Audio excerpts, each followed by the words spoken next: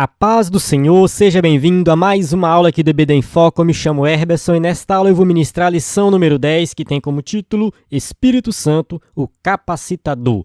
Nós estamos estudando a revista CPAD do primeiro trimestre do ano 2026 e agora, na lição número 10, nós vamos continuar falando sobre o Espírito Santo. A ideia da revista é falar sobre a Trindade, já falamos bastante sobre o Pai, sobre o Filho e agora estamos falando sobre o Espírito Santo e nesta lição nós vamos falar de um aspecto muito importante do Espírito Santo que é a capacitação que ele dá para cada crente. Então isso aqui é muito importante porque nós vamos falar sobre batismo no Espírito Santo, dons espirituais, é uma lição bem completa. Na verdade, é uma lição até extensa, né? Uma lição até que é difícil a gente explorar tudo que ela tem em uma aula da EBD. Quem é professor da EBD tem uma hora para ministrar, então assim, vai sentir um pouco de dificuldade de explorar todos os temas aqui desta lição, porque é uma lição muito rica, mas assim, é possível sim você transmitir a ideia principal aqui, principalmente quando a gente fala, né, de dons espirituais, batismo com o Espírito Santo. Eu acho que são dois temas bem interligados que a gente pode tratar muito detalhadamente numa aula da EBD. Aqui no meu vídeo, como você que já me acompanha aqui sabe como funciona, né, se a aula for um pouco mais curta, a gente ministra em 40 minutos. Se for mais longa, a gente ministra em 1h20. Então não tem problema. Aqui eu dou um jeito de ministrar todos os tópicos e subtópicos, ou seja, todo o conteúdo da lição. Então a proposta dessa aula realmente é explicar em detalhes sobre esse tema, que é um tema muito rico. É um tema muito importante para igrejas pentecostais como a Assembleia de Deus. Então a gente vai tratar desse tema dentro das Escrituras. Antes de iniciar aqui, só abrir um parênteses para pedir perdão àqueles irmãos e irmãs, né, que estão acompanhando aqui a aula do EBD em Foco no início da semana. Infelizmente não foi possível postar o vídeo na segunda-feira, porque eu peguei uma gripe muito forte semana passada e eu não consegui gravar o vídeo com antecedência. Então estou gravando este vídeo na terça-feira pela manhã, vou editar, provavelmente terça-feira à noite estará disponível, né? Terça-feira, dia 3 de março de 2026. Então, assim, a gente faz o possível para gravar com antecedência, mas foi caso de saúde mesmo, uma gripe pesada, né? Febre, dor de cabeça, o pacote completo, né? E ainda estou me recuperando, não estou 100%, a garganta não está 100%, mas pela graça de Deus vou ministrar essa aula aqui, uma aula que eu vou ministrar com slide em PowerPoint, um slide 100% baseado na revista, com imagem de qualidade, um slide que vem pronto para ser usado, você pode ministrar na sua igreja, tá? Quem é assinante do EBD em Foco, acessa slide de adultos, de jovens e vários outros bônus, temos conteúdo antigos aí das lições anteriores, né, slides aí desde 2017, inclusive muitos slides que nós já tratamos sobre batismo com o Espírito Santo e dons espirituais. Eu vou procurar alguns e deixar disponível na descrição do vídeo para você baixar gratuitamente e tem o nosso site ebdenfoco.com que você pode acessar para conhecer o nosso conteúdo completo. Além do vídeo, tem slide em PowerPoint, aula em áudio, subsídio PDF e muito mais. Então tem o nosso WhatsApp também, você pode participar de um dos nossos grupos e receber todo esse conteúdo em primeira mão. Vamos para o textuário da lição que diz assim: E há de ser que, depois, derramarei o meu espírito sobre toda a carne. Joel capítulo 2, versículo 28, parte A. Uma passagem muito conhecida de todos os crentes pentecostais. Quem não é pentecostal conhece? Conhece, mas igual os pentecostais, acho que não, né? Os pentecostais realmente enfatizam isso aqui, né? Que realmente o Espírito Santo foi derramado sobre nós e isso aqui começou em Pentecoste e vale até os dias de hoje. Verdade prática, o derramamento do Espírito Santo é uma promessa universal que capacita a igreja com poder para pregar o Evangelho. Então, a gente acredita no batismo com o Espírito Santo, que é uma bênção que vem após a salvação, e a gente vai falar sobre isso aqui, enfatizando que essa capacitação é para a pregação do Evangelho. Eu acho que isso é muito importante, porque muitas igrejas pentecostais perderam o foco do que realmente significa o batismo com o Espírito Santo. Pensa que o batismo é só para fazer barulho, para falar em línguas e aquela coisa toda, e esquece que isso é uma capacitação para a pregação do Evangelho. Então essa lição também vem despertar as igrejas pentecostais para essa obra maravilhosa. A passagem da leitura bíblica em classe se encontra em Joel 2, 28 e 29, Atos 2, de 1 a 4, depois Atos 8, 14 e 17, 1 Coríntios 12, 14 a 7. Várias passagens quebradas, mas que faz todo sentido. Durante a aula a gente volta nessas passagens, a gente vai ler em detalhes, né, e falar sobre tudo isso aqui. Sobre batismo com o Espírito Santo, sobre o Espírito Santo sendo derramado, sobre pessoas ali depois de Atos 2, né, a gente tem Atos 2, Atos 8, Atos Atos 10 e 19. Né? São 4 situações distintas que o Espírito Santo é derramado, e temos também as passagens de Coríntios que falam sobre dons espirituais. Vamos para a introdução, que diz assim: a promessa do derramamento do Espírito Santo cumpriu-se no Pentecostes e permanece válida para todos os que creem. A atuação do Espírito Santo vai além da obra da regeneração. Então, quando a gente fala da atuação sobrenatural do Espírito Santo na salvação, a gente está falando de uma obra completa. É uma obra que vem desde quando a gente ainda não é crente, né? Porque a gente não é crente, o Espírito Santo ele vai lá e nos convence do pecado. Aí a gente vai, se arrepende, aceita Jesus como Salvador, o Espírito Santo nos regenera. E uma vez que nós somos regenerados, o Espírito Santo nos capacita com dons espirituais, com poder para pregar o Evangelho, para ministrar aula na EBD, ou seja, nós dependemos do Espírito Santo o tempo todo. Ele também é o capacitador do crente para o serviço no reino de Deus. Ou seja, é uma obra completa. Ele capacita a gente para fazer a obra no reino. Nesta lição, veremos que o Espírito distribui dons e conduz a igreja com manifestações sobrenaturais, promovendo unidade, santidade e testemunho eficaz no mundo. Então, o Espírito Santo ele vai distribuir dons espirituais, e eu quero falar aqui sobre dons espirituais de uma forma um pouco diferente do que é falado por aí. Eu tenho um material sobre dons espirituais que eu já escrevi, um texto escrito, tenho material também em slide. Então, assim, eu gosto de falar desse tema porque a gente sempre associa dons espirituais àquelas coisas muito sobrenaturais, né? Então, a pessoa tem o dom de profecia, o dom de cura, um negócio assim mais sobrenatural. E a gente esquece que quem ensina também tem um dom.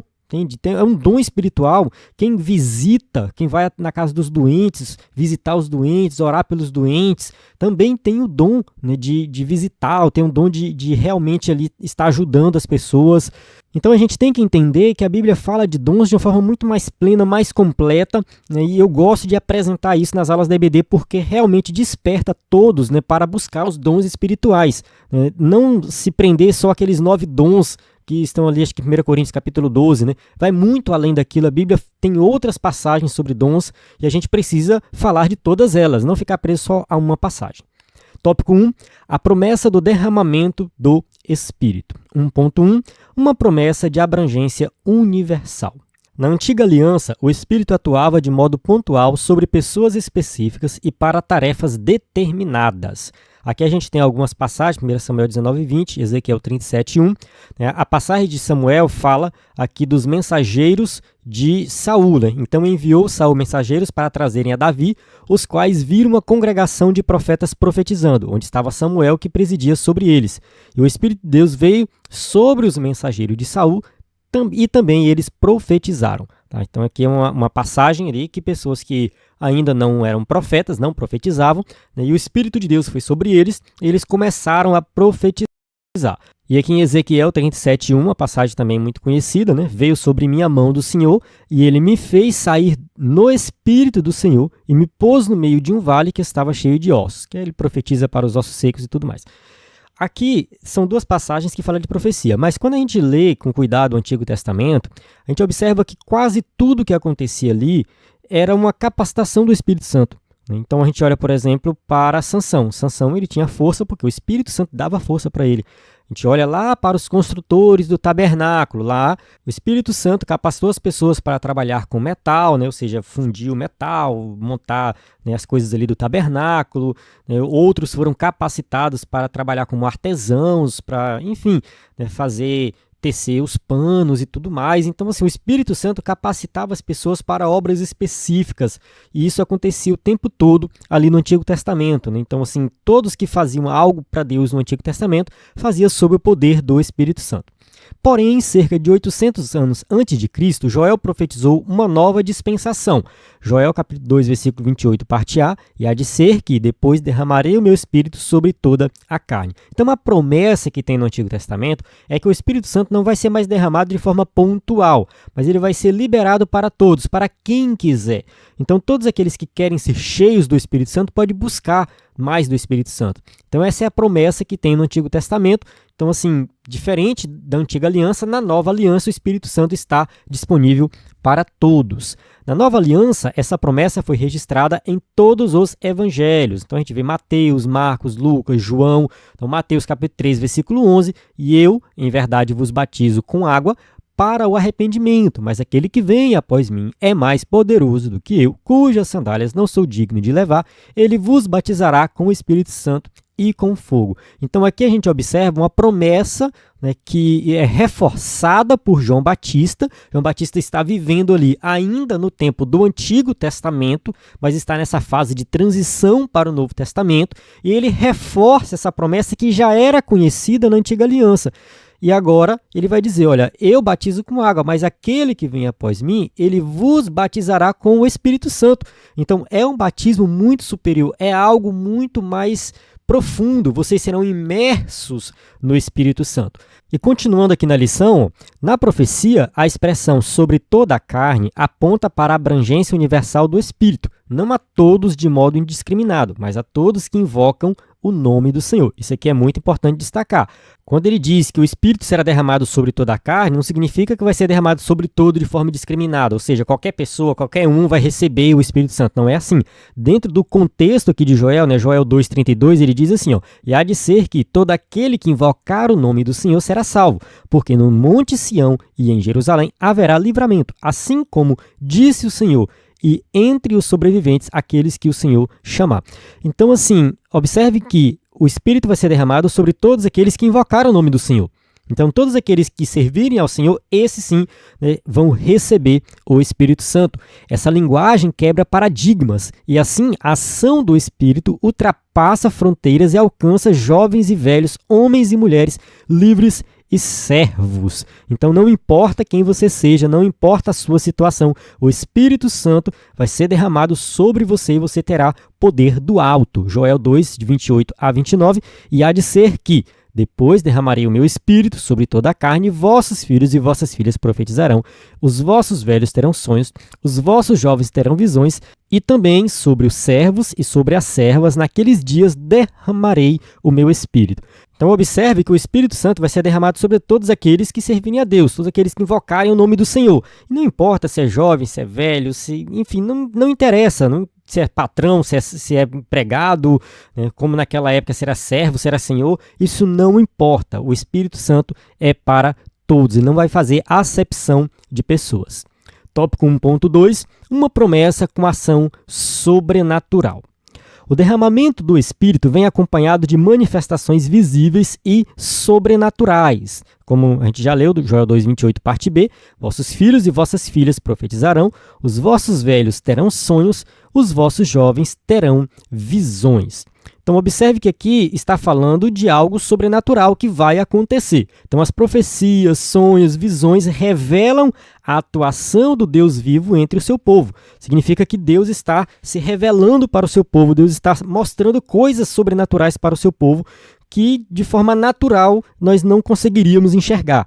A gente tem um exemplo aqui, Atos capítulo 16, versículo 9, e Paulo teve de noite uma visão em que se apresentava um varão da Macedônia e lhe rogava, dizendo, passa a Macedônia e ajuda-nos. Então isso aqui foi uma visão que Paulo teve, que Deus mostrou para ele, que lá na Macedônia tinha pessoas precisando de ajuda, de pessoas que queriam ouvir o evangelho. E Paulo, através dessa visão, ele toma uma decisão, eu vou passar na Macedônia, eu vou passar naquela região, ali eu vou pregar o evangelho, eu sei que Deus vai fazer alguma coisa diferente ali.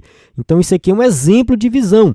Todo mundo vai ter visão? Não, não é todo mundo que vai ter visão, não é todo mundo que vai ter um sonho revelador, não é todo mundo que vai profetizar, não é todo mundo que vai ter o dom de ensinar, não é assim que funciona, mas Deus usa cada um como quer, de acordo com a necessidade de cada um na pregação do evangelho. Então os dons espirituais são usados nesse sentido, para que nós possamos fazer a obra de Deus, pregar o evangelho, e cada um de acordo com a sua capacidade, com a sua necessidade, de acordo com a obra que realiza.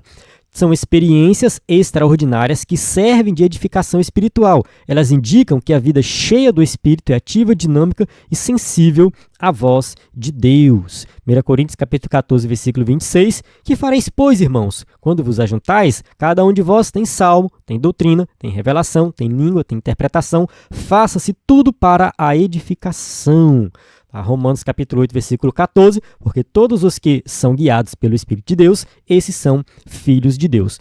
Então, assim, se nós cremos realmente que o Espírito Santo pode nos usar, e nós cremos que, de fato, né, isso é importante para a obra de Deus, então cada um de nós vai ser usado de uma forma específica. Né? Paulo coloca aqui, cada um tem um salmo, tem doutrina, tem revelação, tem língua, tem interpretação. Ou seja, faça tudo para a edificação, tudo seja para a edificação. Não é para ganhar destaque na sociedade, nada disso. O dom espiritual é para a edificação da igreja, é para a edificação da vida de cada um. Tá? E esses dons, alguns realmente são um pouco mais extraordinários, milagrosos, outros nem tanto.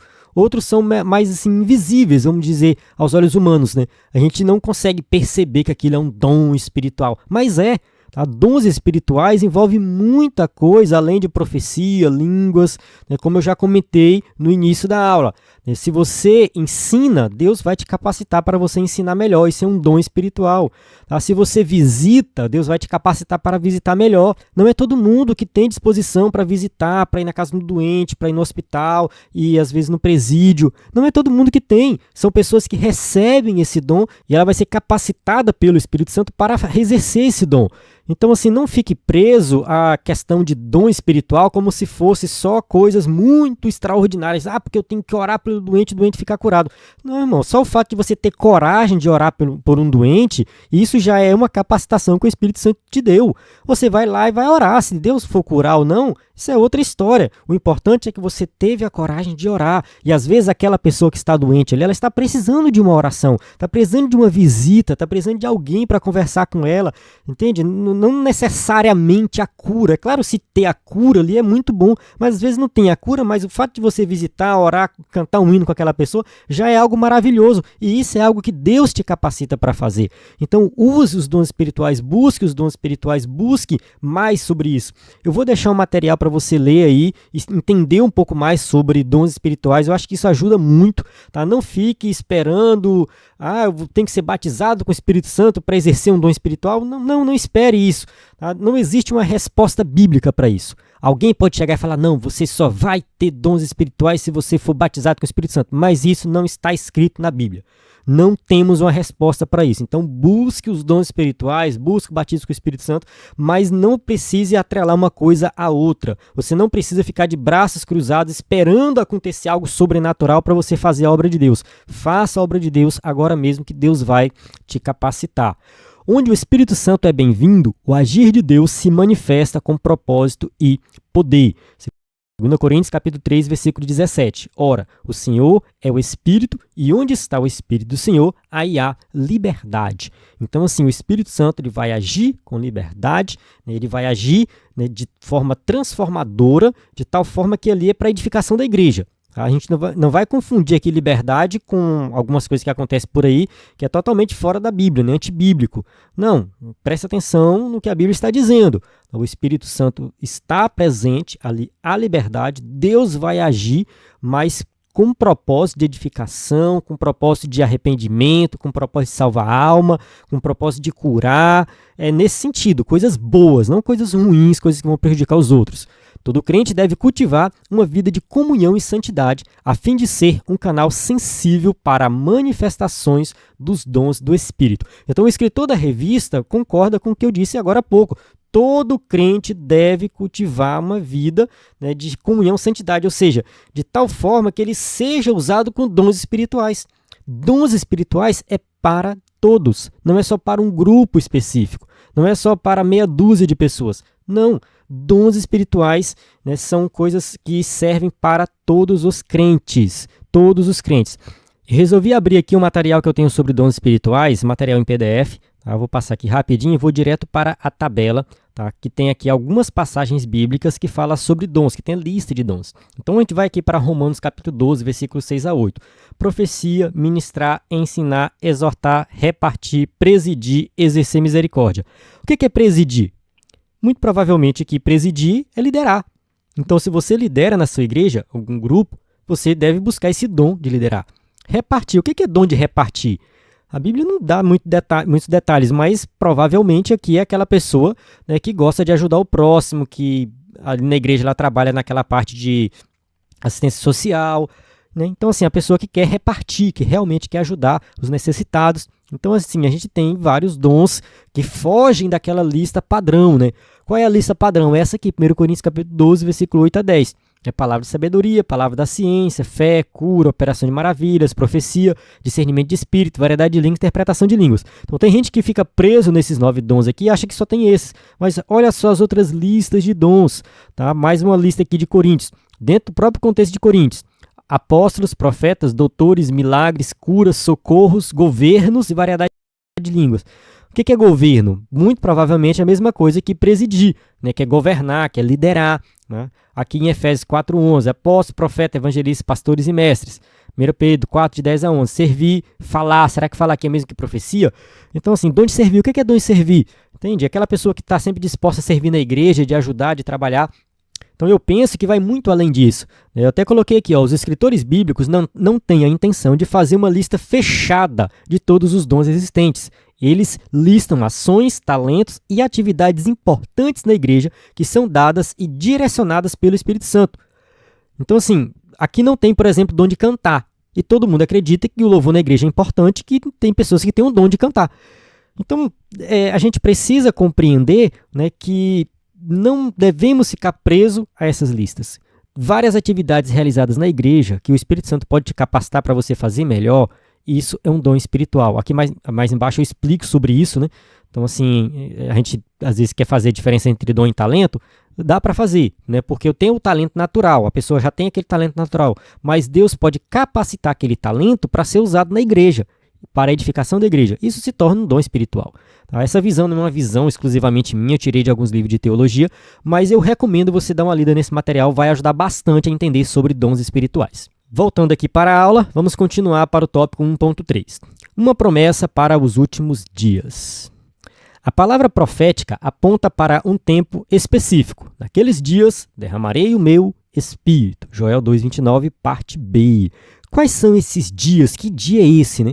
Na terminologia da Antiga Aliança, tais expressões referem-se à chegada do Messias e ao início dos eventos escatológicos. Vamos ler aqui Malaquias capítulo 4, versículo 1. Porque eis que aquele dia vem ardendo como fogo, todos os soberbos e todos os que cometem impiedade serão como palha, e o dia que está para vir os abrasará, diz o Senhor dos Exércitos, de sorte que lhes não deixará nem raiz nem ramo. Então essa passagem de Malaquias fala de um dia que seria relacionado ao fim dos tempos, né? E assim, os escritores bíblicos no Antigo Testamento, eles falavam da promessa do Messias muitas vezes atrelada à questão dos fins dos tempos. Eles viam como um evento único, não como dois eventos separados. Quando o Messias se revela, que é o nascimento de Jesus, aí fica claro que esse evento escatológico ele vai acontecer muito mais na frente. Já está acontecendo, querendo ou não, ali já começa o fim dos tempos, mas né, não é ainda a consumação do fim dos tempos. O Messias se revela, e aí tem a inauguração da igreja, e o fim dos tempos é algo que vai acontecer lá na frente. Então, assim, na Antiga Aliança é muito comum a gente ver as duas profecias juntas como se fosse um evento só. Mas na revelação do Novo Testamento a gente vê que são eventos diferentes. Uma coisa é a manifestação do Messias, a outra coisa totalmente diferente, né, é quando o Messias voltar em glória, quando Jesus vir em glória, que aí ele vai vir para juízo. Aí sim vai cumprir uma boa parte das profecias que fala dessa questão da destruição final e tudo mais, né? Então, Pedro identifica o Pentecostes como o cumprimento inicial desses últimos dias. Eles começaram com a vinda do Messias, que juntamente com o Pai enviou o Espírito Santo. João capítulo 15, versículo 26, né? Mas quando vier o Consolador, que eu da parte do Pai vos hei de enviar, aquele Espírito de verdade que procede do Pai, ele testificará de mim. Então, o envio do Espírito Santo para Pedro foi a inauguração dos últimos dias. Tá? Começa ali, né, o período dos últimos dias. Então, assim, a gente sempre fala, estamos no fim dos tempos, estamos no fim dos tempos. Desde quando Jesus subiu aos céus, já estamos no fim dos tempos. De lá para cá, não tem mais assim aquela diferença de que, será que agora Jesus está voltando? Não, a qualquer momento Jesus pode voltar. Jesus pode voltar daqui a pouco? Pode, mas ele pode voltar daqui 1000 anos. O que acontece é que fim dos tempos é um período que começa ali com o derramado do Espírito Santo. É o que está registrado aqui, que Pedro interpreta dessa forma, né? E uma boa parte dos teólogos também vão seguir essa linha de interpretação aqui, né? Concordando com o que está realmente na Bíblia. Os últimos dias já se iniciaram. Observe que Paulo fala dos últimos dias nos seus escritos, Pedro fala dos últimos dias também, considerando o período que eles estão vivendo ali.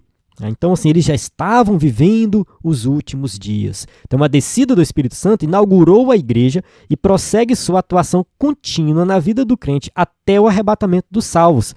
Então, assim, a gente agora depende do Espírito Santo até o dia do arrebatamento. Nós estamos vivendo os últimos dias, desde quando Jesus subiu aos céus. Efésios capítulo 1, versículo 13, em quem também vós estáis, depois que ouviste a palavra da verdade, o evangelho da vossa salvação, e tendo nele também crido, fostes selados com o Espírito Santo da promessa. Ou seja, selado, né, é uma referência ao selo romano, né, que o imperador colocava em uma carta, ele colocava aquele selo, que fechava aquela carta de tal forma que era proibido qualquer pessoa abrir aquele selo. Quem abrisse o selo romano, né, um selo de uma carta, era digno de morte. Então, o selo era algo definitivo. Só aquele receptor da carta, né, quando a carta chegar lá no final, que ele receber, que ele pode tirar o selo. Ou seja, o Espírito Santo está em nós, mas ele vai permanecer em nós até o dia do arrebatamento. Então, nós podemos ficar tranquilos, porque realmente estamos vivendo na dependência do Espírito e ele está nos guiando. A profecia de Joel não se esgotou no Pentecostes, permanecendo vigente durante toda a dispensação da graça. A promessa é válida para todos os que crerem em todos os tempos. Atos 2,39, porque a promessa vos diz a respeito a vós, a vossos filhos e a todos os que estão longe, a tantos quantos Deus nosso Senhor chamar. Então, assim, a promessa não foi somente para a igreja primitiva. A promessa do derramar do Espírito Santo é para toda a igreja, é para a igreja atual. É até o dia que Jesus voltar. Enquanto Deus estiver chamando mais pessoas para o Evangelho, a promessa continua valendo. Então, todos nós podemos ser cheios do Espírito Santo. Amém? Então, a gente encerra aqui o tópico 1, que fala da promessa do derramamento do Espírito, e agora vamos para o tópico 2, que fala do cumprimento dessa promessa, né? O tópico 2 diz assim, ó, o cumprimento, poder para testemunhar. Então a gente vai entender agora quando que aconteceu o cumprimento dessa promessa e qual foi o propósito disso aqui lá na igreja primitiva. 2.1, o Espírito Santo veio com o poder do alto. O Espírito Santo é a terceira pessoa da Trindade. Esse derramamento no Pentecoste cumpre a promessa do Pai e a mediação do Filho. Então, sim, a promessa que havia sido feita pelo Pai através do Filho, ela vai se cumprir no dia de Pentecostes. Antes de sua ascensão, Jesus assegurou aos discípulos que eles seriam revestidos de poder. Lucas, capítulo 24, versículo 49, diz assim, eis que sobre vós envio a promessa de meu Pai. Ficai, porém, na cidade de Jerusalém, até que do alto sejais revestidos de poder. Então, a ordem de Jesus era essa, que eles não deveriam sair para canto nenhum, esperar em Jerusalém, ficar orando, ficar buscando, que eles seriam revestidos de poder. E esse revestimento de poder era extremamente necessário. Era uma promessa do Antigo Testamento que deveria se cumprir, mas era necessário por quê? Porque os discípulos estavam com medo, eles não tinham coragem de testemunhar. Então, assim, diante de tudo que tinha acontecido, eles estavam com muito medo de sofrer perseguição. Então, eles precisavam realmente desse poder do alto para se revestir de poder e realmente fazer a obra de Deus, pregar o Evangelho. Esse revestimento significa vestir-se como uma armadura e aponta para uma capacitação sobrenatural e indispensável para testemunhar de Cristo. Então, assim, nós somos vestidos e revestidos. Então, é um revestimento, é algo a mais que vai ser dado a todo crente, que vai capacitar o crente para que ele realmente, né, testemunhe de Cristo, pregue o Evangelho, passe por perseguição e mesmo assim ele continue pregando e continue fazendo a obra de Deus. Esse poder, né, do grego dinamis, não é apenas força para resistir ao pecado, mas também é ousadia para proclamar o Evangelho, autoridade para operar milagres e sabedoria para edificar a igreja. Então é a obra completa do Espírito Santo na vida do crente. A igreja precisa depender do Espírito Santo em todos os aspectos. Atos capítulo 4, versículo 31, e tendo orado, moveu-se o lugar em que estavam reunidos, e todos foram cheios do Espírito Santo e anunciavam com ousadia a palavra de Deus. Então observe que O fato deles serem cheios do Espírito Santo fez com que eles anunciassem a palavra de Deus com ousadia. Atos capítulo 6, versículo 8, e Estevão, cheio de fé e de poder, fazia prodígios e grandes sinais entre o povo. Então, o fato de Estevão ser cheio do Espírito Santo o capacitou para realizar milagres e pregar o evangelho e passar por tudo aquilo que ele passou. 2.2. Os sinais da descida do Espírito Santo. Atos registra 2 sinais sobrenaturais que marcaram o advento do Espírito Santo: o som como de um vento veemente e impetuoso e as línguas repartidas como que de fogo. Vamos ler aqui Atos capítulo 2, versículo 2. De repente veio do céu um som, como de um vento veemente e impetuoso, e encheu toda a casa em que estavam assentados. Então veio um som, tá? Veio um som, esse som era como de um vento, não é que tinha um vento, o som era como de um vento. Esse som encheu a casa de alguma forma, eles ficaram cheios daquele som ali. Então a gente às vezes imagina um vento, mas a comparação aqui é como de um vento, não que tinha de fato um vento. Atos capítulo 2, versículo 3, e foram vistas por eles línguas repartidas como que de fogo, as quais pousaram sobre cada um deles. Essa questão das línguas repartidas como que de fogo também é algo difícil de entender. As línguas eram como que de fogo. Então, a língua de fogo, como que é essa língua de fogo? Nós não sabemos também, mas é uma comparação aqui. Isso aqui eu penso da seguinte maneira: é o escritor bíblico humano usando palavras humanas para descrever algo que não é humano, para descrever algo sobrenatural, para descrever algo que está muito além do alcance da nossa capacidade de compreender. A gente não tem a capacidade de compreender isso por completo. Por isso que o escritor da revista usa essa linguagem humana para traduzir, tentar traduzir, mas ele não consegue. Como que a gente vai entender isso aqui? Não tem como entender. Simplesmente a gente precisa crer, né? O vento e o fogo enfatizam a grandeza da ocasião e são sinais audíveis e visíveis da chegada do Espírito. O som como de um vento simboliza a presença criadora de Deus. Então aqui o escritor da revista vai buscar na obra criadora de Deus, né, a questão do vento, né, e aí mostrar que tem essa relação. Mas a gente não sabe exatamente, né, como que era, porque muito provavelmente não tinha um vento. Tá? A comparação é que o som era como de um vento. As línguas como que de fogo são sinal de purificação e consagração. Aí também isso aqui é uma explicação que o escritor da revista vai trazer, que a gente também não sabe, né, mas é uma possível explicação. Tá? Mateus 3,11, que a gente já leu anteriormente, né, e eu, na verdade, vos batizo com água para o arrependimento, mas aquele que vem após mim é mais poderoso do que eu. Não sou digno de levar as suas sandálias, ele vos batizará com o Espírito Santo e com fogo. E essa passagem aqui de Mateus é uma passagem também um pouco polêmica, porque, assim, se a gente for parar para pensar, o fogo aqui não tem relação nenhuma com o fogo lá das línguas. Eu particularmente não vejo, tá? Essa relação direta, né? Lá é uma comparação, ele fala línguas como que de fogo. Aqui João Batista fala que ele vos batizará com o Espírito Santo e com fogo. Aí aqui tem uma polêmica muito assim, interessante. Eu acho interessante essa polêmica, porque assim, alguns gostam de dizer que são 2 batismos diferentes. Um é o batismo com Espírito, o outro é o batismo com fogo. E o batismo com o Espírito seria de fato aquilo que aconteceu lá em Atos capítulo 2. Ali é o batismo com o Espírito Santo. O batismo com fogo já é um outro batismo simbolizando condenação. Como assim, condenação? Se a gente lê o versículo 12, fala assim, ó, ele traz a pá em sua mão e limpará sua eira, juntando seu trigo no celeiro, mas queimará a palha com fogo que nunca se acaba. Então, observe que após ele falar que vai batizar com o Espírito Santo e com fogo, ele fala de uma pá que vai limpar e que vai queimar, né? Ou seja, mas queimará a palha com fogo que nunca se apaga. Parece ser um fogo de juízo, né? Um fogo que nunca se apaga. Então, será que realmente aqui ele está falando de 2 batismos, né? O batismo com o Espírito Santo simbolizando ali realmente capacitação do crente, né, que é o que acontece em Atos 2, mas esse batismo com fogo já é aqueles que serão condenados, né? Ou seja, está falando de uma condenação para aqueles que rejeitarem o evangelho. Aqueles que rejeitam o evangelho, que não são salvos, esses serão batizados com fogo, né? Serão jogados no fogo que nunca se apaga. Então, isso é uma interpretação. Alguns teólogos gostam de ir por esse caminho. Já outros teólogos vão pelo caminho de que o batismo com o Espírito Santo e com fogo é o mesmo batismo, e o fogo aqui simboliza purificação. Tá? Nesse sentido que o escritor da revista colocou aqui, o fogo é um sinal de purificação e consagração.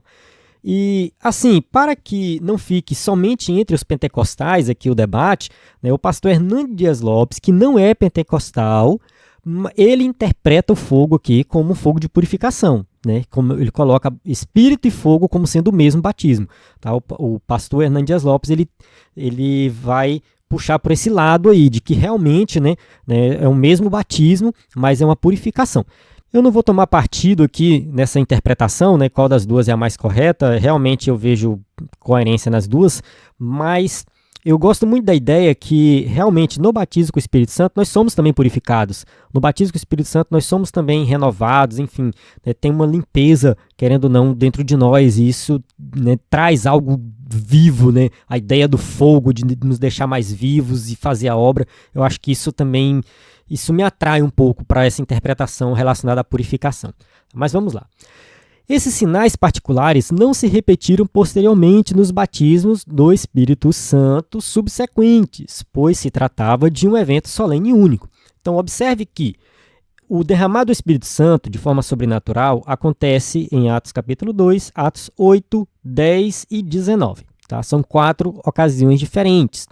No entanto, somente na primeira ocasião que a gente vê algo um pouco mais sobrenatural, né? O som como um vento, né? Línguas como que de fogo, apesar de que nos outros também teve línguas, mas não tem essa comparação, né? Parece que a primeira ocasião, a primeira situação foi realmente algo extraordinário, né? Que simboliza esse rompimento com a antiga aliança, a inauguração da igreja. A igreja começa ali, tá? A igreja foi inaugurada no dia de Pentecostes, né? Ali no Pentecostes, a igreja, revelada como o corpo de Cristo, foi inaugurada e marcada com esses sinais de forma visível e poderosa. Então, esses sinais visíveis ali, poderosos, algo extraordinário, realmente ele foi necessário porque ele marca a inauguração da igreja e o rompimento com a antiga aliança. Agora é a nova aliança. Efésios capítulo 1, versículo 22 e 23. E sujeitou todas as coisas a seus pés e sobre todas as coisas o constituiu como cabeça da igreja, que é o seu corpo, a plenitude daquele que cumpre tudo em todos. Então a gente interpreta que a igreja iniciou no dia de Pentecostes. Apesar de alguns aí discordarem, tal, tem alguns que gostam de dizer que a igreja começou lá na antiga aliança, né, porque, enfim, né, tem um grupo aí que diz que a igreja substitui Israel, que Israel era a igreja da antiga aliança, agora nós temos a nova aliança, que é a igreja.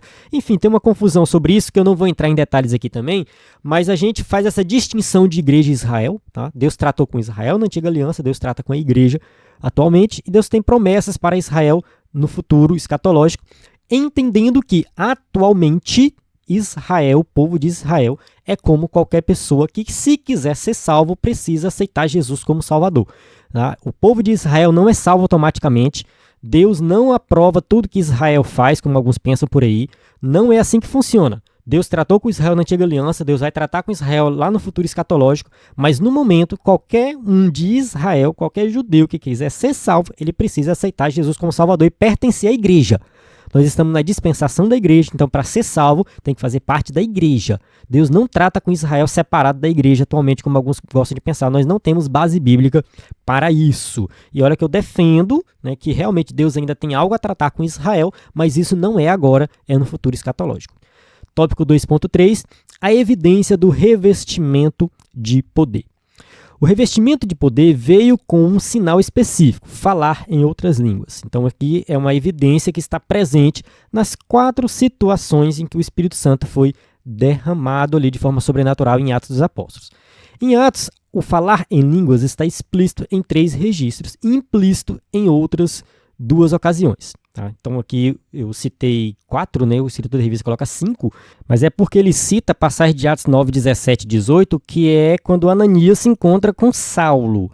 E ali, quando Ananias se encontra com Saulo, não diz que ele foi batizado com o Espírito Santo. Lá no versículo 18, ele fala assim: imediatamente, algo como escamas caiu dos olhos de Saulo, e ele passou a ver novamente. Levantando-se, foi batizado. Mas será que foi batizado nas águas? O texto não diz. Ou foi batizado com o Espírito Santo? O texto não diz. Então, assim, eu acho que o escritor da revista não deveria colocar Atos 9, 17 e 18 aqui. Eu entendo aqui que foi batizado nas águas, tá? Eu entendimento que eu tenho. Atos capítulo 9, versículo 17 e 18. Leia você e tire suas próprias conclusões. Tá? Eu concordo com todas as outras passagens aqui, que está bem claro, né? Atos 2, 10, 19, né? Atos 8, né? São passagens que realmente, né, aparece ali, né, o derramar sobrenatural do Espírito Santo, né? E em Atos 8 fica subentendido que realmente teve línguas também. Tá? Vamos ler aqui Atos 8, 14 a 17. Diz assim, ó: os apóstolos em Jerusalém, ouvindo que Samaria havia aceitado a palavra de Deus, enviaram para lá Pedro e João. Estes, ao chegarem, oraram para que eles recebessem o Espírito Santo, pois o Espírito ainda não havia descido sobre nenhum deles. Tinham apenas sido batizados em nome do Senhor Jesus. Então Pedro e João lhes impuseram as mãos e eles receberam o Espírito Santo. Antes de explicar aqui essa passagem de Atos 8, vamos ver a sequência do derramamento do Espírito Santo. Em Atos 2, o Espírito Santo foi derramado sobre os judeus em Jerusalém. Em Atos 8, foi derramado sobre os samaritanos. Em Atos 10, o Espírito Santo é derramado sobre um gentio, ou seja, alguém que não é judeu e nem é samaritano, é um gentio. Em Atos 19, Paulo encontra ali alguns discípulos que ainda estavam vivendo na antiga aliança, estavam no batismo de João. Eles provavelmente nem sabiam que Jesus tinha morrido na cruz, ou seja, eram os discípulos ainda que estavam, né, na antiga aliança. E aí Paulo falou para eles: não, isso aí já passou, o batismo de João já era, agora vocês vão ser batizados com o Espírito Santo. Né? Então, aqueles, né, crentes ali, né, talvez nem tinham se convertido de verdade ainda, nem estavam precisando entender o evangelho na sua completude. Mas enfim, né, então são essas 4 situações. Aqui em Atos 8, né, que eu coloquei aqui, essa passagem é justamente para mostrar, né, que as pessoas ali em Samaria, elas primeiro aceitaram Jesus, elas viram milagres, né, foi Filipe que foi pregar em Samaria, né, e aí depois, né, chegou Pedro e João, né, e orou para que eles recebessem o Espírito Santo. Então, dessa forma, biblicamente, o falar em outras línguas é sempre a evidência física inicial do batismo no Espírito Santo. Essa evidência difere do dom espiritual de variedades de línguas. Isso aqui também é uma dúvida que os irmãos sempre têm quando fala de batismo com o Espírito Santo. Porque assim, irmão, qual a diferença da língua do batismo para a língua do dom? Irmão, assim, a gente não tem uma resposta bíblica para isso. Vou ser sincero, a gente não tem. Os teólogos pentecostais costumam dar uma explicação, mas não temos, assim, uma resposta direta da Bíblia. Por exemplo, será que o crente batizado com o Espírito Santo, ele tem que falar em língua direta ou ele só precisa falar uma vez? Será que é só uma vez ali, pronto, né, no dia que ele foi batizado, depois ele não precisa mais falar? Será que ou ele tem que ficar falando o tempo todo como se fosse um renovo? Então não dá para saber, não temos uma resposta disso na Bíblia, não temos. Na prática é isso. Será que essa língua recebida no batismo com o Espírito Santo é o dom de língua que todo crente vai receber? Nós também não temos uma resposta para isso. Que diferença é a língua de dom para a língua do batismo? Nós não temos. Assim, alguém pode dar uma resposta. Eu sei que nos comentários aí alguém pode colocar, tá, uma explicação, mas na Bíblia nós não temos. Essa doutrina do batismo com o Espírito Santo ela é muito importante na Assembleia de Deus. Quem acompanha aqui o IBD em Foco há um bom tempo sabe que eu tenho uma visão um pouquinho diferente, tá? Não discordo, tá errado e tal, mas eu tenho uma visão um pouco diferente, né? Mas assim, porque se a gente for parar para pensar, em que momento a gente tem na Bíblia dizendo que nós devemos pedir o batismo com o Espírito Santo? Tá? Em Atos dos Apóstolos, todas as vezes que o Espírito Santo foi derramado sobre os crentes, foi derramado sem o crente pedir. Muitas vezes aqui nem sabia que tinha Espírito Santo. De repente, eles receberam. Então, assim, não tem assim, vocês têm que pedir o batismo com o Espírito Santo. Se a gente for para as cartas de Paulo, a gente vê que Paulo em momento algum fala que, olha, vocês têm que buscar o batismo com o Espírito Santo. Não tem. O que Paulo fala o tempo todo é nós buscarmos ser cheios do Espírito Santo. Será que é a mesma coisa? Talvez sim. Então, assim, ser cheio do Espírito Santo, será que é a mesma coisa que batismo com o Espírito Santo? Mas a ideia de ser cheio do Espírito Santo parece que é uma ideia contínua. Então, assim, talvez, irmãos, a interpretação mais coerente seria assim, que o crente ele é batizado com o Espírito Santo e ele não deve se contentar com aquilo ali, ele deve continuar, é uma busca contínua, entende? Para que ele possa ser sempre cheio do Espírito Santo. Então, o batismo é algo pontual, mas que exige de você uma busca contínua para que você continue, né, sendo cheio, para que você continue sendo usado, para que você continue sendo, né, realmente, sei lá, transformado, né, cada vez mais e crescendo na vida espiritual e sendo usado com dons espirituais. Então não veja só como algo pontual, né? Se a gente olhar para a vida dos apóstolos, né, eles não olhavam para o passado, assim, eu fui batizado com o Espírito Santo lá no passado e tal. Não, eles tratavam aquilo como algo atual, contínuo na vida deles, tá? Que eles estavam sempre cheios do Espírito Santo. E essa é a orientação de Paulo nas suas cartas, a gente buscar mais do Espírito Santo para ser cheio do Espírito Santo. Tá? Então, assim, não vamos quebrar muita cabeça tentando interpretar algumas coisas assim, mas vamos buscar mais do Espírito Santo, vamos buscar os dons espirituais, né? Até mesmo a questão das línguas, ela pode ser um pouco polêmica, né? Porque tem gente que acha assim, se eu nunca falei em língua, será que eu sou batizado com o Espírito Santo? Às vezes sim, às vezes Deus te deu um outro dom, né? Atos 19, por exemplo, as pessoas profetizaram, além de falar em língua, eles também profetizaram. Então parece que veio outro dom acompanhado ali do batismo com o Espírito Santo. Então será que Deus não entrega outros dons? Será que o dom de língua é obrigatório? Parece que sim, mas parece que não, ao mesmo tempo. Uma coisa interessante, eu vou abrir bem aqui novamente aquele PDF dos dons espirituais. Se você observar, por exemplo, aqui no Coríntios 12 tem interpretação de línguas, variedade de línguas. Aqui, de novo, fala de novo de variedade de línguas. Então, assim, 2 lugares repete, né? Parece que profecia repete o tempo todo. Ó, profecia. Eu estou apontando com o mouse, mas acho que não está aparecendo aí para vocês, né? Eu tirei a coisinha do mouse. Mas, enfim, profecia.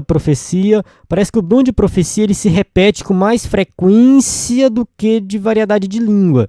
E o que é o dom de profecia? Eu tenho um vídeo também falando sobre o dom de profecia que eu acho bem interessante, seria bom você assistir esse vídeo.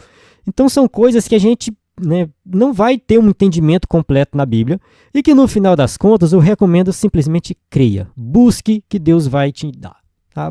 Não, eu não sou batizado do Espírito Santo, busca. Eu não sei se eu sou batizado, eu não sei o que eu faço. Irmão, faz a obra, vai pregar, vai ensinar. Não fique esperando você falar em línguas para você ter certeza que foi batizado. Pelo menos essa é a minha visão, tá? Tem gente que fica estagnado, parado, não faz a obra, não faz nada porque nunca falou em línguas. Aí se Deus não te deu a capacidade de falar, não deu o dom de língua, Deus te deu outros dons, Ele quer te usar de outra forma, então vai lá e faça. Não fique preso a um sistema teológico, tá? Isso é um sistema teológico, é uma interpretação teológica. Tem outras interpretações. Então, se você se prende a uma interpretação, você pode ficar estagnado, tá? Então, toma muito cuidado para não ficar estagnado na vida espiritual por causa de uma interpretação teológica. Tá? Não, mas eu creio que o batismo com o Espírito Santo existe e que eu devo ser batizado. Eu sei, continue buscando, mas não fique estagnado nisso, tá?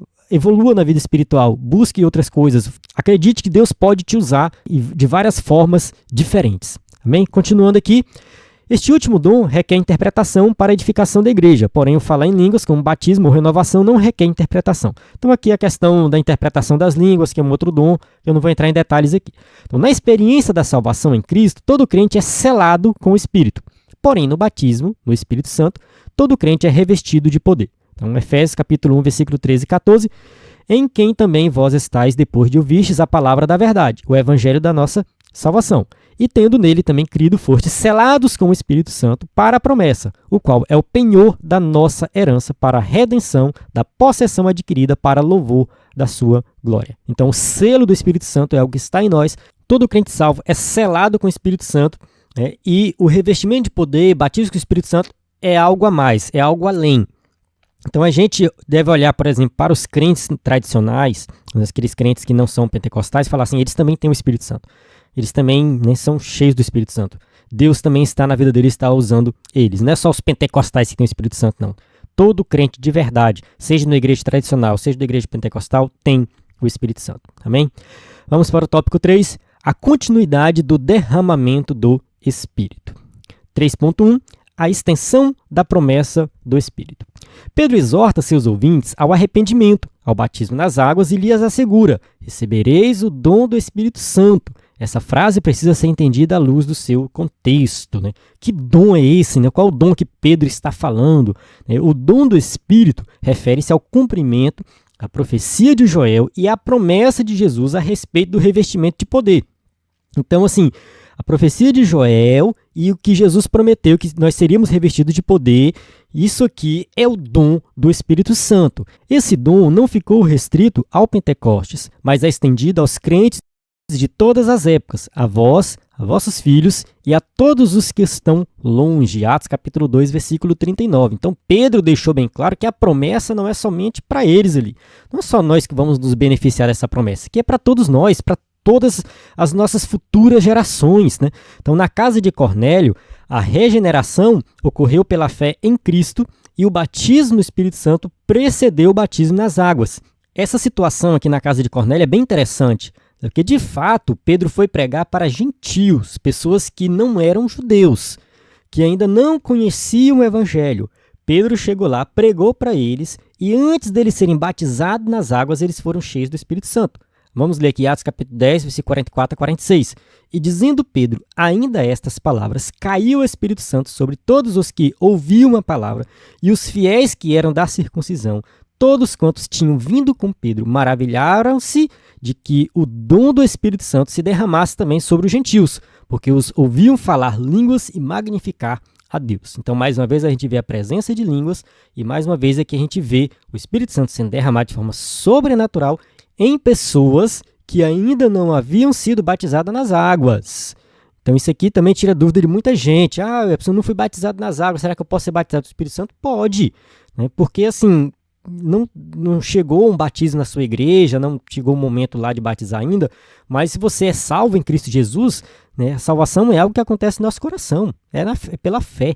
Entende? Assim, você é salvo em Cristo Jesus, né, você crê, né, você, enfim, teve o seu coração transformado, você não batizou ainda, porque não é porque você não quis batizar, tá? É porque não chegou o momento de batismo na sua igreja, você vai passar por um discipulado e tudo mais, mas se você já tomou essa decisão no seu coração, você já é salvo. Então você pode sim ser cheio do Espírito Santo, você pode ter dons espirituais, ser usado, né, pelo poder de Deus.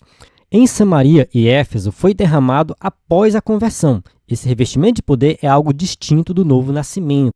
Atos capítulo 19, versículo 2, e disse-lhes, recebeste vós já o Espírito Santo quando crestes? E eles disseram, nós nem ainda ouvimos que haja Espírito Santo. Isso aqui é os crentes lá de Éfeso que ainda estavam no batismo de João, né? Não, nós somos batizados no batismo de João, a gente está vivendo a época de João Batista aqui ainda. E aí Paulo falou para eles, não, vocês estão muito atrasados ainda, a gente já passou aquela época de João Batista, agora já estamos na nova dispensação, né? Aí Atos capítulo 19, versículo 6, impondo-lhes Paulo as mãos, veio sobre eles o Espírito Santo e falavam línguas e profetizavam. Então ali, né, eles receberam o Espírito Santo e observe que além das línguas teve também profecia. Então significa que Deus pode dar outros dons além das línguas ou quem sabe não dá línguas e dá outro dom. Será que é possível? Eu acho que sim. A minha interpretação é essa, que é possível você ser batizado com o Espírito Santo e em vez de falar em línguas, você ser capacitado para outra coisa. Essa é uma interpretação que eu tenho baseado nessa passagem aqui, né, e também no contexto geral da Bíblia, que eu preciso de mais tempo para explicar, infelizmente não vai ter como aqui. Mas enfim, o que tem que ficar de importante aqui nesse tópico é que o escritor da revista quer destacar que batismo com o Espírito Santo é diferente de salvação. Por que ele quer destacar isso? Porque tem uma interpretação tradicional, dos crentes tradicionais, que batismo com o Espírito Santo é a mesma coisa que salvação. Se eles estão viajando na maionese, a Bíblia tem base para isso, né? Como que eles interpretam essas passagens? Lá em 1 Coríntios, capítulo 12, versículo 13, diz assim, pois em um só corpo todos nós fomos batizados em um único Espírito, quer judeus, quer gregos, quer escravos, quer livres, e todos nós foi dado beber de um único Espírito. Eles interpretam essa passagem aqui de Coríntios que todos nós já fomos batizados em um só Espírito. Então, que o batismo com o Espírito Santo acontece no momento da conversão. A pessoa se converte, ela já é batizada com o Espírito Santo. Então, isso é batismo com o Espírito Santo. Então, todo crente já é batizado com o Espírito Santo. Tá? Por isso que o escritor da revista, né, está enfatizando aqui que o que nós acreditamos é que o batismo com o Espírito Santo é um revestimento de poder que vem após a salvação. Então, a pessoa primeiro é salva, ela tem o Espírito Santo, depois ela recebe esse revestimento de poder, que é algo distinto da salvação. Então, tem essas duas interpretações. Tá? E como que ficam as passagens de Atos? Como que eles interpretam? As passagens de Atos, eles interpretam que foram momentos específicos, né, ali da igreja primitiva, simbolizando a inauguração da igreja e o rompimento com a antiga aliança. Simplesmente isso, que acontece em Jerusalém, Samaria, entre os gentios e depois com aqueles crentes que ainda estavam vivendo ali na época de João Batista. Aquilo ali simplesmente foi algo pontual, não repete na igreja. Então, segundo eles, todo crente já é batizado com o Espírito Santo. Isso é uma interpretação tradicional, tá? Se você pegar uma igreja batista tradicional, presbiteriana, eles vão ter essa interpretação, tá? Que todo crente já é batizado com o Espírito Santo. Então, diferente de nós pensamos o quê? Interpretamos essas passagens de Atos de que o batismo com o Espírito Santo é um revestimento de poder que vem após a salvação, capacitando o crente para fazer a obra. Amém? 3.2. O Espírito opera com diversidade e unidade. Paulo ensina que há diversidade de dons, mas o Espírito é o mesmo. O termo diversidade aponta para a variedade de dons, operações e ministérios. Então, assim, o Espírito Santo ele vai operar na diversidade realmente, né, operando de várias formas diferentes, né? Então, a Trindade inteira participa. O Espírito distribui os dons, o Filho dirige os ministérios e o Pai opera os resultados. Essa pluralidade indica a riqueza da igreja. 1 Coríntios capítulo 12, versículo 4 a 6. Ora, a diversidade de dons, mas o Espírito é o mesmo. E a diversidade de ministérios, mas o Senhor é o mesmo. E a diversidade de operações, mas é o mesmo Deus que opera tudo em todos. Então, essa diversidade de dons espirituais, a diversidade de ministérios, tudo isso é dado pelo Espírito. É o mesmo Espírito, mas ele capacita cada um como quer, de acordo com a necessidade de cada igreja. Então, assim, tem igreja que tem um ministério específico que ele é muito importante. Tem igreja que trata muito com usuários de drogas, pessoas, moradores de rua. E já tem igreja que não tem isso, às vezes é uma igrejinha do interior, que não tem tanto esses problemas assim. E lá o problema é outro, entende? Então, assim, você tem que buscar o dom espiritual de acordo com a necessidade da sua igreja. Não adianta você querer buscar um dom na sua igreja de que lá já está cheio ou que não tem necessidade. Ou porque você viu na televisão, você viu, enfim, em algum local muito lindo, muito bonito lá naquela igreja, mas foi para eles. Entende? O dom ele tem que ser na sua igreja, de acordo com a sua realidade, tá? E de acordo com a Bíblia, com a palavra de Deus. Entende? Não vai ficar inventando dom como o pessoal inventa por aí, dom de riso, dom de não sei o quê. Não tem nada a ver. Dom tem relação com o crescimento da igreja, edificação da igreja, para ajudar o próximo, é para pregar o evangelho, enfim, é o louvor, é para ser usado para o crescimento do povo de Deus, do reino de Deus. Os salvos recebem dons específicos visando a edificação dos crentes. Olha só, edificação dos crentes. Edificar a igreja, é isso. Entende? O dom ele tem que ter esse propósito, de modo que o falar em línguas é a evidência inicial do batismo no Espírito. E o fruto do Espírito, com os dons espirituais, é sua evidência contínua. Aqui o escritor da revista, acho que quer ficar voltando à ideia de falar em línguas e tudo mais, mas assim, entenda da seguinte forma. Quando a gente é batizado com o Espírito Santo, ali tem um revestimento de poder para capacitar você para fazer a obra de Deus. Fruto do Espírito já é outra coisa, relacionado ao crescimento espiritual. Então, assim, o crente ele pode ser um crente imaturo e ter dons espirituais. É o que acontecia na igreja de Corinto, né? A igreja de Corinto muitas vezes era imatura e lá tinha todos os dons. Uma igreja com um monte de problemas, mas tinha todos os dons. E tem igreja que, às vezes, né, os crentes são maduros, têm o fruto do Espírito, mas não buscam os dons. Então, assim, uma coisa é diferente da outra. Né? Fruto do Espírito é uma coisa, dons espirituais é outra coisa. Então, você deve crescer na vida espiritual, isso é uma questão relacionada à santificação, você produz o fruto do Espírito, e você deve buscar os dons espirituais para fazer a obra de Deus. Tá? Tudo resulta em uma igreja cheia de poder e unidade ligada a Cristo, o cabeça da igreja. Então, a igreja, né, que ela tem que buscar realmente os dons espirituais, tem que ser algo contínuo dentro da igreja, né, para que realmente a igreja cumpra o seu propósito, o seu chamado, né, e que faça a vontade de Jesus Cristo. Tópico 3.3, o Espírito distribui dons com propósito. Os dons não são para ostentação pessoal, mas para o serviço do reino, edificação da igreja e glorificação de Cristo. Então, muita coisa que está aqui nesse tópico eu já falei anteriormente, mostrei o material, né, que eu tenho aqui sobre dons. Então vai ficar um pouco repetitivo para quem está assistindo a aula aí do começo ao fim, mas eu vou continuar explicando aqui. Tá? 1 Pedro 4,10, servir uns aos outros, cada um conforme o dom que recebeu, como bons despenseiros da multiforme graça de Deus. Então, assim, a multiforme graça de Deus significa que a graça de Deus age de forma múltipla, né, de acordo com a necessidade de cada um, com a necessidade da igreja. Então, exerça esse dom na obra de Deus. 1 Coríntios 14,12, assim também vós, como desejais dons espirituais, procurai abundar neles, para a edificação da igreja. Então, pense dessa forma. Não é para ostentação, não é para querer ser melhor do que os outros, ter destaque, postar nas redes sociais, nada disso. É para a edificação da igreja. O Espírito os distribui com o propósito para o que for útil e os reparte soberanamente a cada um como quer. Os dons são graças espirituais concedidas e controladas pelo Espírito Santo. Então, assim, é a graça de Deus agindo na igreja. Romanos capítulo 12, versículos 6 a 8, de modo que, tendo diferentes dons, segundo a graça que nos é dada, se é profecia, seja ela segundo a medida da fé. Se é ministério, seja ministrar. Se é ensinar, haja dedicação ao ensino. Ou o que exorta, use esse dom em exortar. O que reparte, faça com liberalidade. E o que preside, com cuidado. E o que exercita misericórdia, com alegria. Então, assim, use cada dom, né, de acordo com o seu chamado, de acordo com o que realmente o seu propósito ali na obra de Deus. Então, assim, a gente está falando para professores da EBD, né? Então, se é ensinar, que haja dedicação no ensino. Ah, irmão, eu fui chamado para ensinar, mas eu não tenho chamado, não tenho dom, eu não consigo. Busque.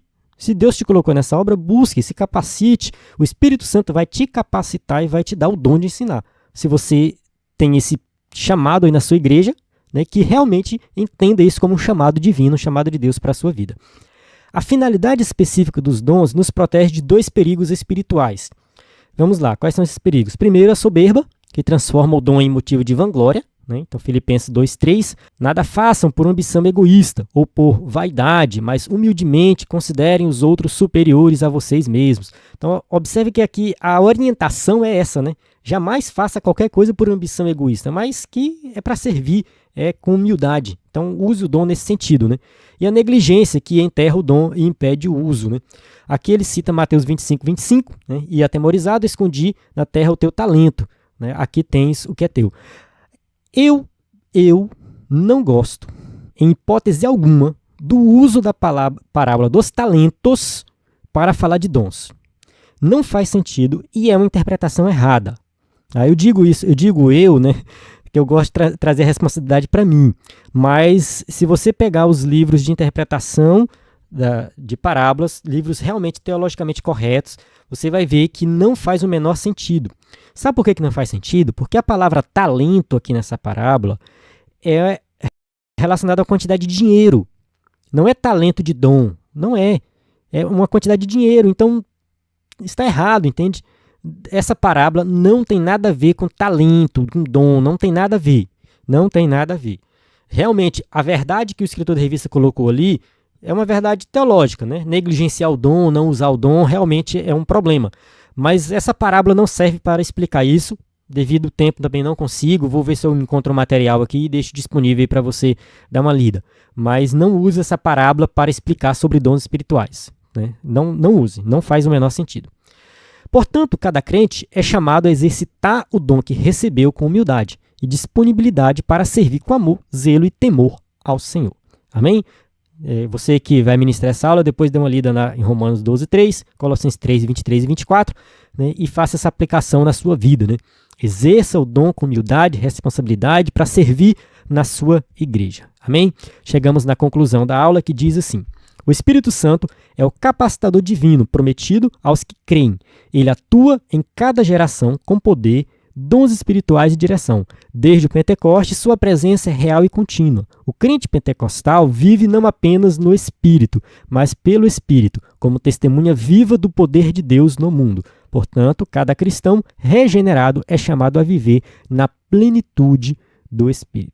Amém? Então, chegamos aqui no final, conclusão que realmente resume o que nós estudamos nessa lição, né? Cada geração é chamada para, né, realmente fazer a obra de Deus, né, em trabalhar no reino, com poder, com dons espirituais, né? O batismo com o Espírito Santo não foi somente para a igreja primitiva, é para a igreja atual. Então o crente atual ele deve buscar ser cheio do Espírito Santo, buscar dons espirituais e fazer a obra de Deus.